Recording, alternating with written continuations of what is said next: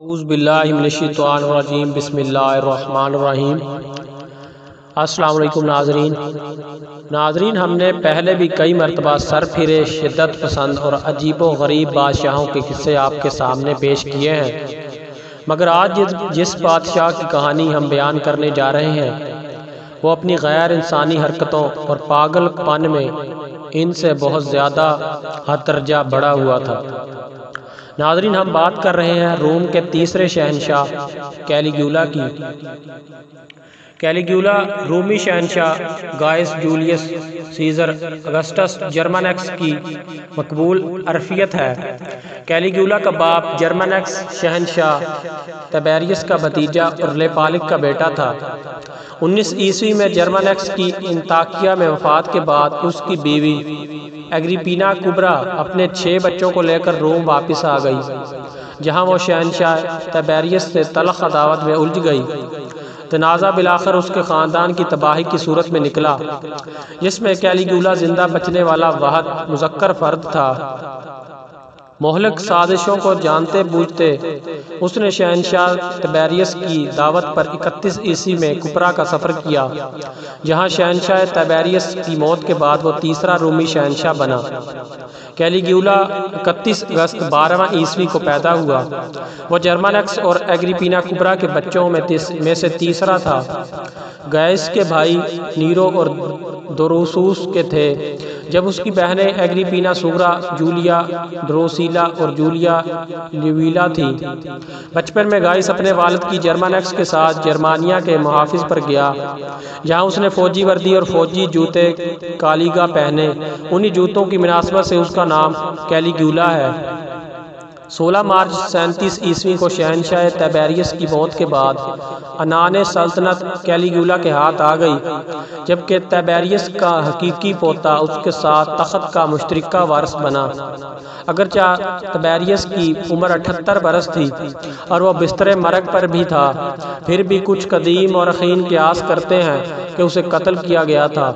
38 عیسوی میں کیلیگولا نے اپنی توجہ سیاسی اور عوامی اصلاحات پر مرکوز کی۔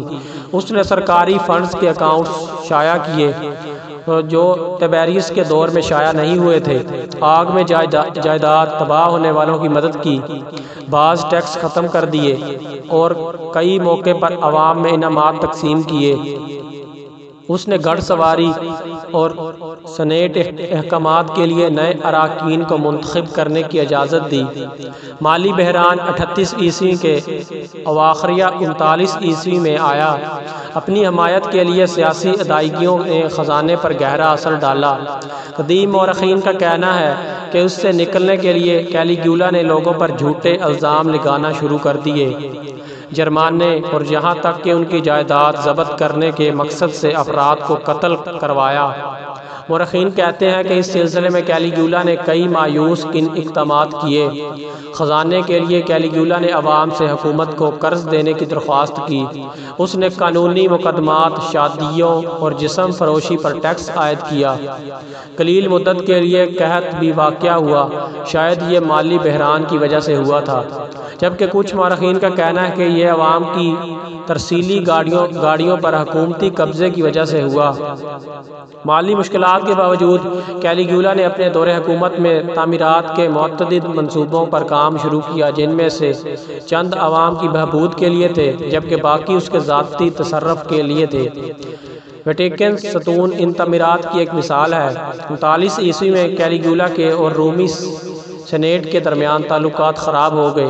کیلیگولا نے تیبریس کے دور کے متعدد سینیٹر غداری کے مقدمات کی سماعت کا دوبارہ جائزہ لیا اور نئی تحقیقات اور مقدمات کی سماعت کا حکم دیا۔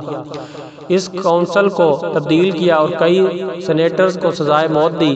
اپنا انتظار کروا کر اپنے رتھ کے ساتھ بھگا کر سینیٹریوں کی تذلیل کی۔